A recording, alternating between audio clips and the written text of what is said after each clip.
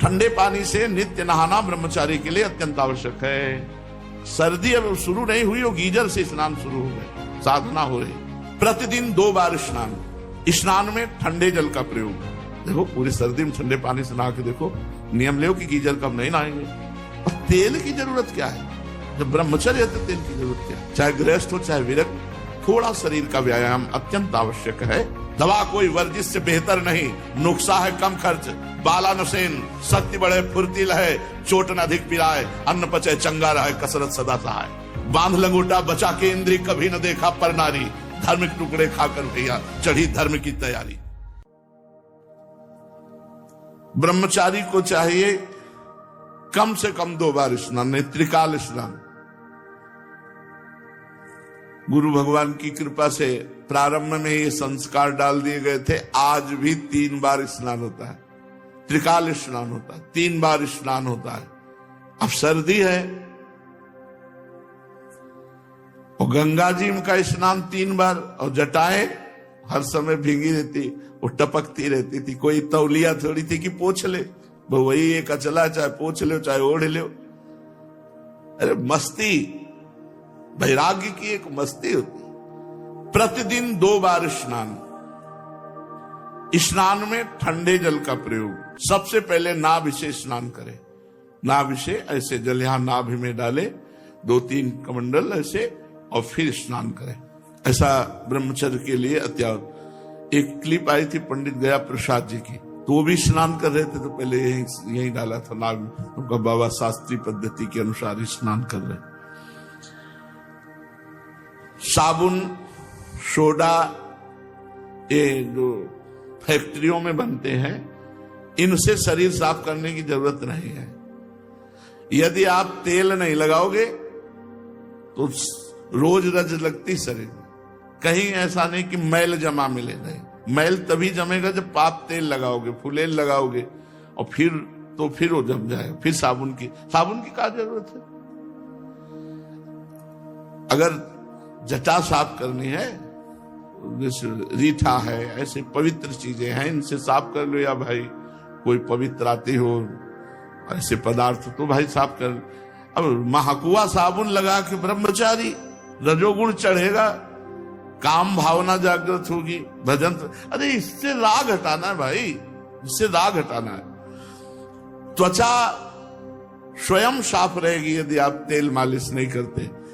और तेल की जरूरत क्या है? जब ब्रह्मचर्य है तो तेल की जरूरत क्या है?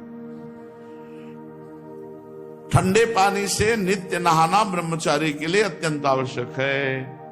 सर्दी अब शुरू नहीं हुई, वो गीजर से स्नान शुरू हो गए, साधना हो रही।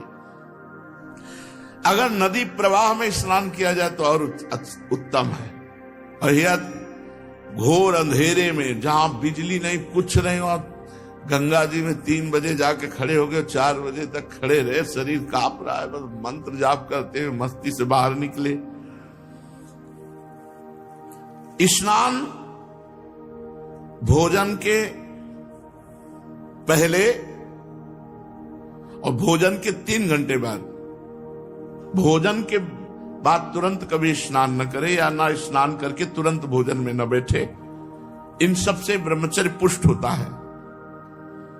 तुरंत भोजन करने से किया, नहा के तुरंत, और या भोजन के बाद तुरंत स्नान किया, इससे ब्रह्मचर्य पर फर्क पड़ता है। पित्त बढ़ जाता है और ब्रह्मचर्य की हानि होती है।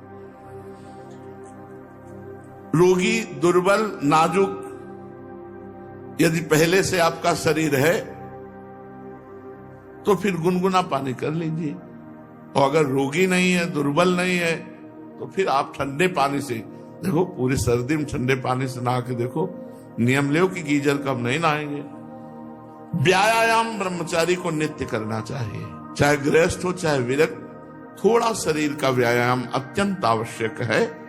कसरत हमें एक पूज्य बुजुर्ग सिखाते थे, दवा कोई वर्जिश से बेहतर नहीं। वर्जिश माने कसरत। दवा कोई वर्जिश से बेहतर नहीं, नुस्खा है कम खर्च, बाला नसेन, शक्ति बढ़े फुर्तील है, चोट न अधिक पिराए, अन्न पचे चंगा रहे, कसरत सदा सहाय। बांध लंगोटा बचा के इंद्री, कभी न देखा पर नारी, धर्म के टुकड़े खाकर भैया चढ़ी धर्म की तैयारी। या ऐसे तो बिल्कुल गांव की बातें हमें बता रहे। बांध लंगोटा बचा के इंद्री, कभी न देखा पर नारी, धर्म के टुकड़े खाकर भैया चढ़ी धर्म की तैयारी। ऐसे थोड़ी परमार्थ पथ पे चला जाता है। ब्रह्मचर्य में भोजन का बहुत बड़ा योग है। भोजन का महत्व तो लोग नहीं जानते हैं। जो मिला सो, ये दुकानों वाले, उनको कुछ पता है पवित्रता किसे कहते हैं, अपवित्रता किसे कहते हैं, क्या मतलब है उनको? सामने बढ़िया बढ़िया बर्तन में बढ़िया बढ़िया शीशा के अंदर दिखाई दे रहे हैं। बाजार के भोजन से, बाजार की वस्तुओं से थोड़ा नमस्कार, दूरी बना के रखो, तब तो बुद्धि शुद्ध रहेगी। नहीं, हमें तो नहीं लगता। बोले अमुक दुकान बहुत पवित्र है, तो पूछो कि कौन सी गौशाला से घी आता है? ट्रकों घी लगता है, ट्रकों। कहां से आता है? आपके सामने पीस बढ़िया आ गई, आप पा लिए, बढ़िया, कितना सोहन पापड़ी बढ़िया है, लेकिन उसमें कौन सा घी मिला है क्या आपको पता चले?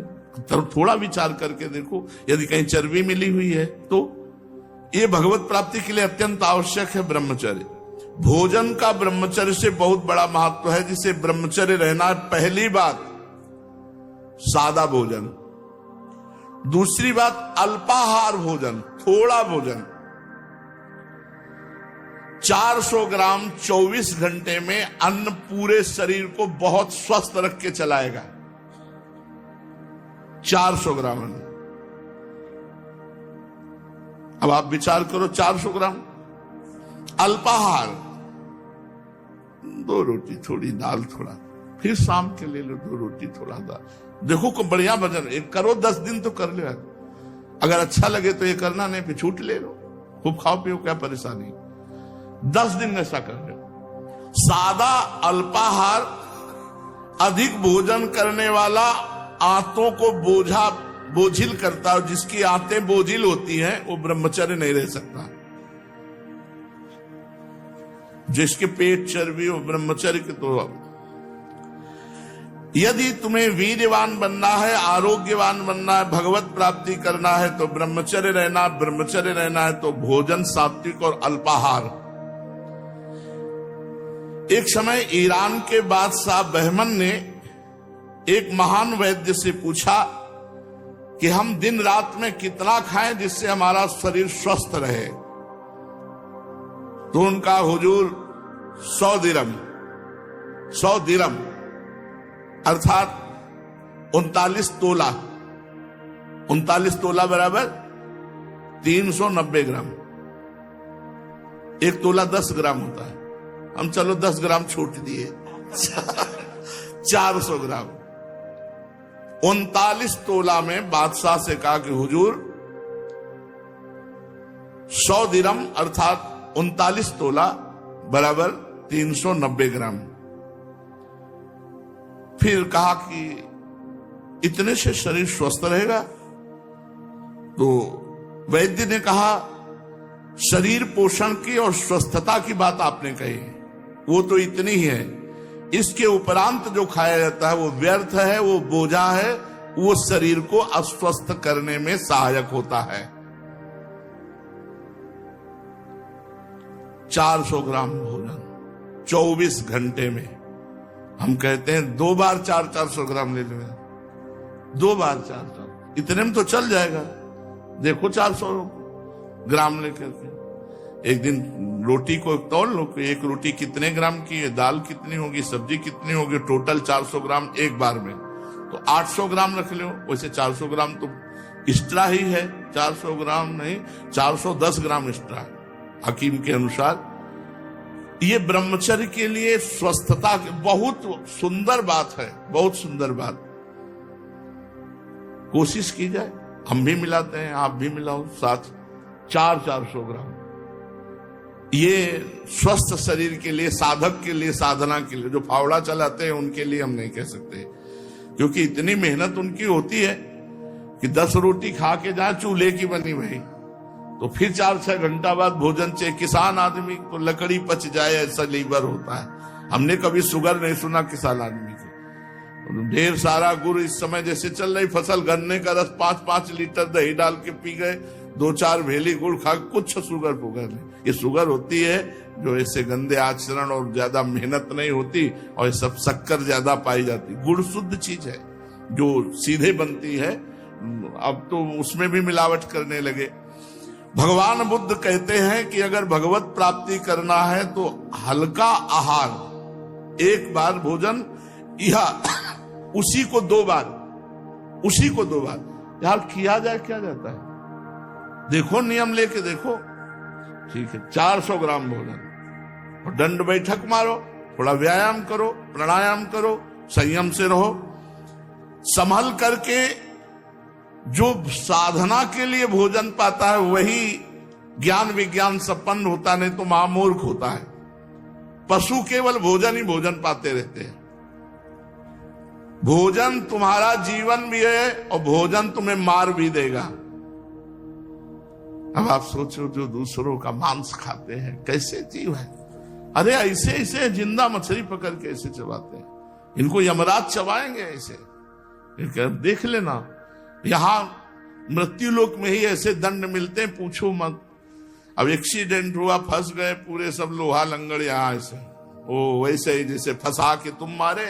अब तड़पो कब कहां कैसा चीख रहा है, चिल्ला रहा है। अवश्य में भोक्तव्यम कृतम कर्म शुभाशुभम। जीने के लिए खाओ, जियो भगवान के लिए, मरने के लिए मत खाओ। काहे को इतना भोजन। भक्तदास वामन, उनसे पूछा निकम्मा कौन है, तो उनका निकम्मा वही है जो बहुत भोजन करता है, वही कायरता, आलस्य, प्रमाद, अल्पाहार। महापुरुष की पहचान क्या है, जो अपने को सबसे छोटा मानता है और अल्पाहार युक्त रहता है। अल्पाहार थोड़ा भोजन और अपने को सबसे छोटा मानता है, वो महापुरुष है। महापुरुष कैसे बने, मन को वश में करने से। मन को कैसे वश में करें, सात्विक और कम भोजन पाने से और ब्रह्मचर्य रहने से। तो कम खाना कैसे सीखें, आहार को थोड़ा थोड़ा घटाते चले जाओ और एक लिमिट में ले आओ। आहार कैसे घटे, बेस्वाद भोजन पाओ, बेस्वाद भोजन पाओ, अपने आप 300 ग्राम में मन कहेगा रहने दो। सात्विक आहार, ताजा भोजन, रसयुक्त भोजन, हल्का भोजन, मधुर भोजन, जैसे गेहूं की रोटी, चावल या जौ की रोटी या मूंग और अरहर की दाल, थोड़ा दूध, कम मात्रा में घी, थोड़ा मीठा, सेंधा नमक, ये सात्विक आहार। इतने राजस गर्मा गर्म कड़ुआ, किसी किसी को देखा मतलब ऐसे निकला मुंह में डाल लिया, वो ये सब राजसिक। अत्यंत कड़ुआ, अत्यंत गरम, अत्यंत नमकीन, अधिक मीठा, रूखा, चटपटा, खट्टा, तैलयुक्त, दोषयुक्त, गरिष्ठ, पूड़ी, कचौड़ी, मालपुआ, खट्टा, लाल मिर्च, तेल, हींग, प्याज, लहसुन, गाजर, उर्द, सरसों, मसाला, मसूर। और फिर ये तो सब त्याजी है, मांस, मछली, कछुआ, अंडा, शराब, चाय, काफी, ये तो सब। अगर राजसी आहार करोगे तो मन चंचल, कामी, क्रोधी, लालची और पाप कराएगा। ये राजसी आहार है, इसको छोड़ देना चाहिए। अगर गरम रोटी आई है तो उसको ऐसे टुकड़े कर दो जिससे उसकी धुआं निकल जाए। धुआं निकलने के बाद ही पाओ, यानी गर्मा गर्म धुआं, वो आपके लिए हानिकारक होगी, भजन में बाधक होगी।